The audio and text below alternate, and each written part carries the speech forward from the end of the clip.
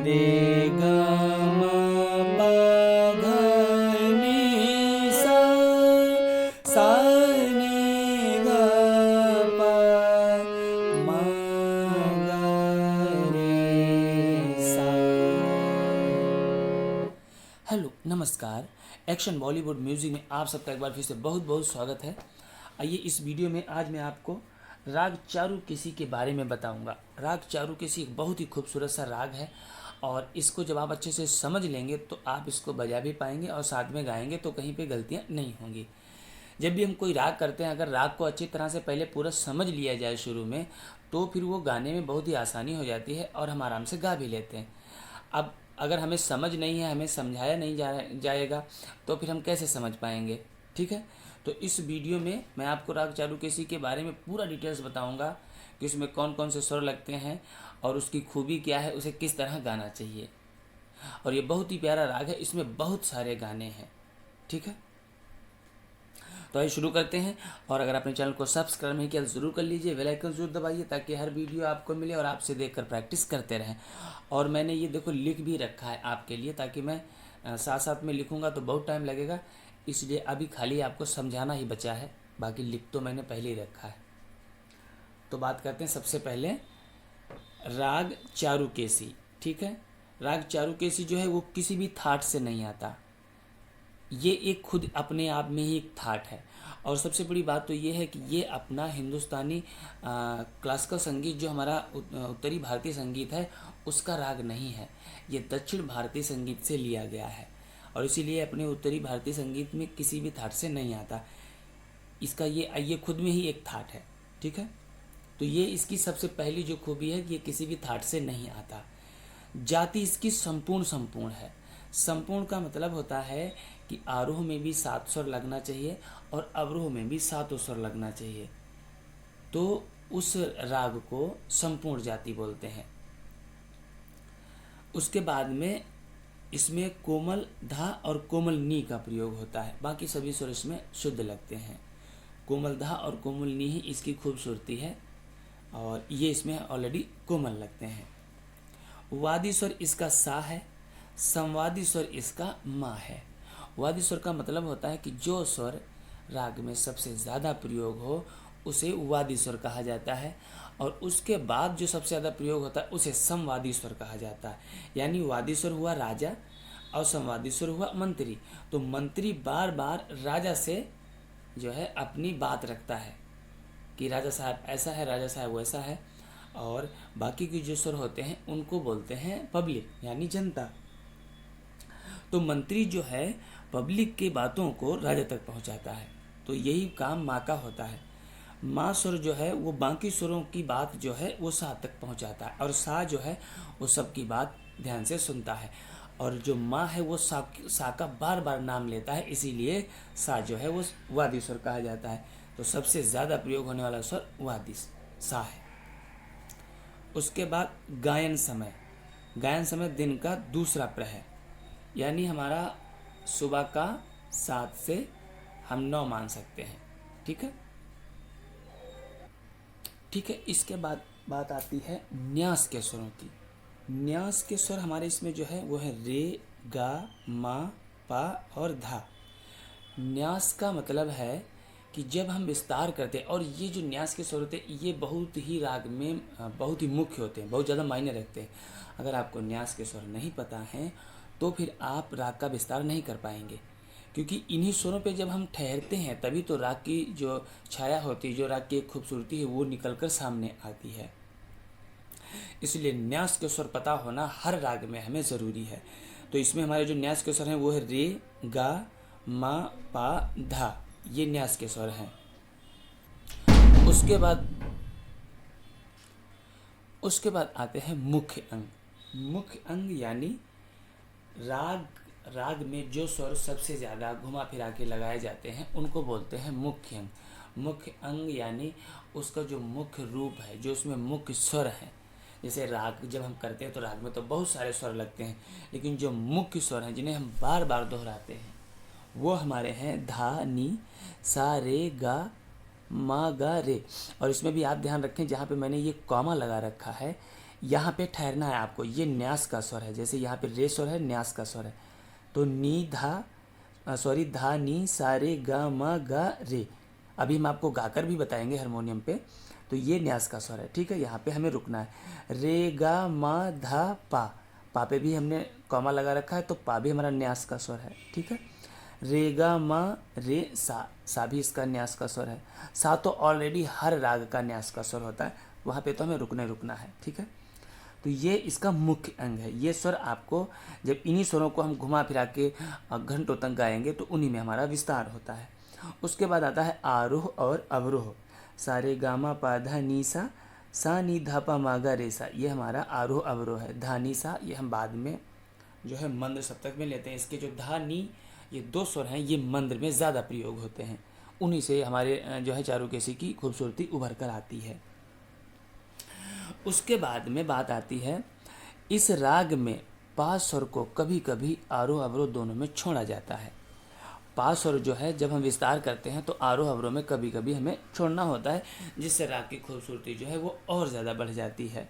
जैसे गा मा धा पा, जैसे हम लेते, हमने मान को लिया गा मा पा धा, ये सीधा हुआ। अब जब इसमें बताया गया कभी कभी छोड़ना है तो गा मा धा पा, इस तरह, ठीक है। गा मा धा पा इस तरह लिया जाता है। और पा धा नी धा मा गा रे, पा धा नी धा, और फिर अवरोह में भी इसको छोड़ा गया, तो किस तरह छोड़ा गया, पा धा नी धा मा गा रे, इस तरह हमने लिया पा धा नी धा मा, फिर पा को छोड़ दिया। तो आरोह अवरोह दोनों में इसको हमें भी कभी कभी बीच में छोड़ना होता है, जिससे राग की खूबसूरती बढ़ जाती है, ठीक है। उसके बाद में रागों की छाया दिखाई देती, जैसे अब इसमें हम गा मा धा पा, इस ये जो हमारा चारुकेसी राग है, इनमें और भी बहुत सारे रागों की छाया जब लगती है तभी वो चारुकेसी बनता है। जैसे गा मा धा पा, ये एक फ्रेज है, ठीक है, सॉरी, सा रे गा मा, ठीक है, ये एक फ्रेज है, और ये फ्रेज है नट राग, जो नट है उसका अंग है। नट में जो है सारे गामा, ये फ्रेज सबसे ज़्यादा प्रयोग किया जाता है, तो ये फ्रेज भी हमारा चारुकेसी में लगता है। सारे गामा, नट का अंग लग गया। उसके बाद गा मा धा पा, ये हमारा भैरव का अंग है, तो भैरव का भी अंग इसमें लगता है। नी सा रे सा, धा धा नी रे सा, दरबारी अंग, ये हमारा राग दरबारी का अंग है। अंग का मतलब होता है कि उसके जो है मेन स्वर राग के, तो नट का अंग लगा, भैरव का अंग लगा, दरबारी का लगा अंग, नट भैरव का भी इसमें अंग लगेगा।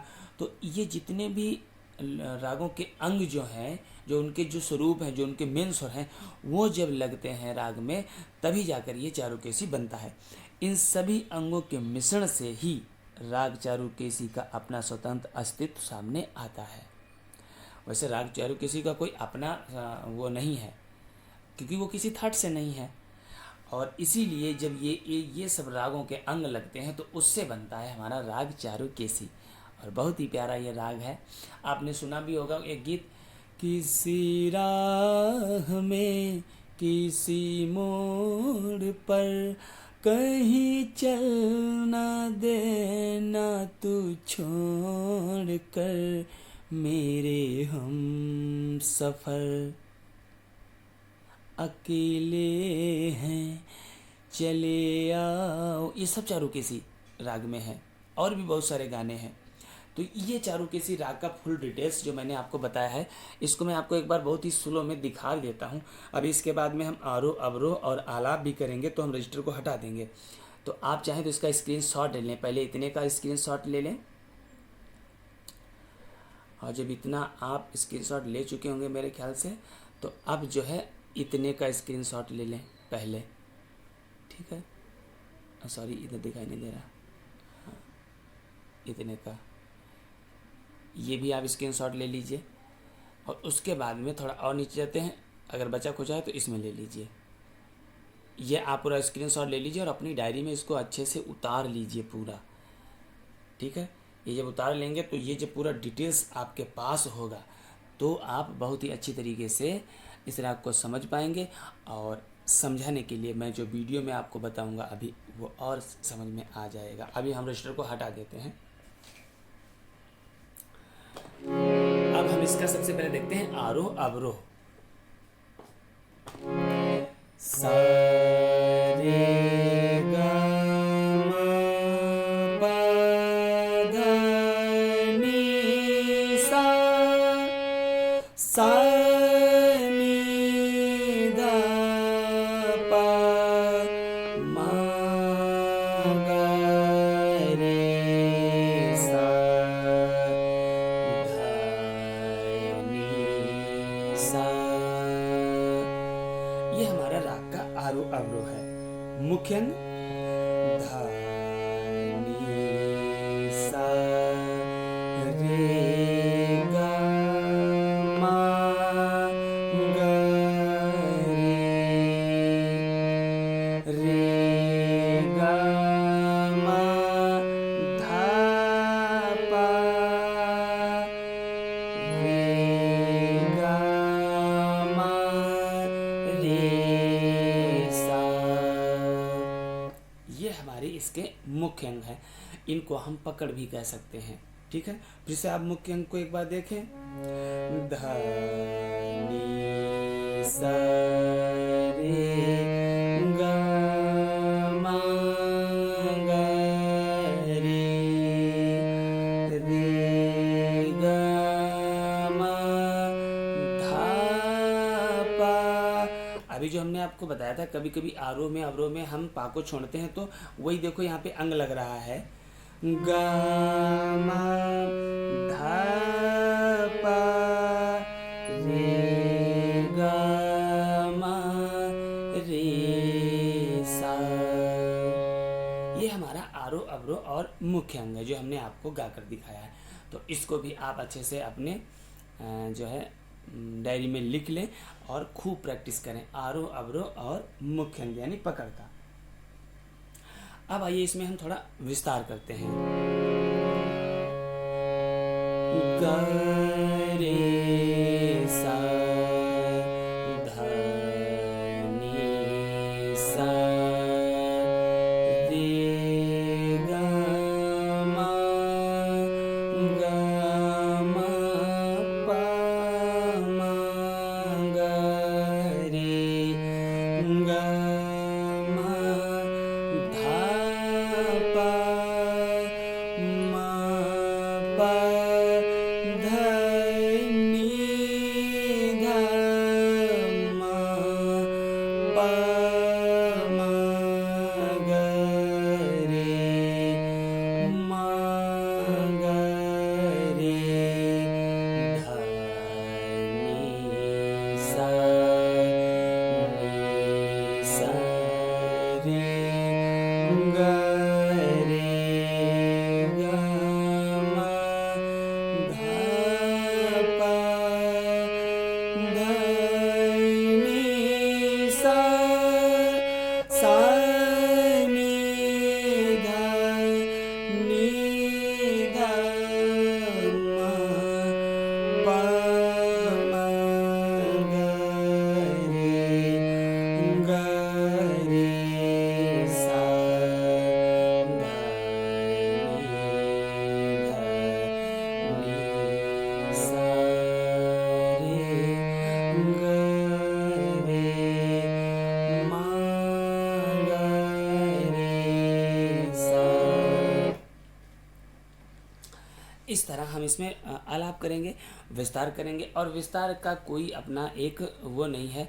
मैंने जैसे बताया कि आपको जो न्यास के स्वर हैं उनको आपको ध्यान रखना है, और बाकी आप अपनी मर्जी से किसी भी स्वर पे जा कर के विस्तार कर सकते हैं। सा रे गा रे गा मा पा गा मा धा तो सभी न्यास के स्वर हैं। रे न्यास का स्वर, गा न्यास का स्वर, मा न्यास का स्वर, पा न्यास का स्वर, धा न्यास का स्वर। खाली बचा तो खाली एक नी ही है, बस हमें नी पे नहीं रुकना है, बाकी सभी स्वरों पे रुकना है। सा ऑलरेडी न्यास का स्वर होता ही होता है। ठीक है, तो इस तरह से आप इसको अच्छे से, मैं समझता हूँ, समझ गए होंगे और खूब अच्छे से प्रैक्टिस करें। पूरा जानकारी, पूरा डिटेल्स हमने आपको दे ही दिया है। अब आपको इसको खाली प्रैक्टिस करना है और अपना प्रोग्रेस करना है। ठीक है, मिलते हैं अगले वीडियो में किसी और राग की जानकारी के साथ या उसकी बंदिश, तान और किसी के साथ। तब तक के लिए नमस्कार।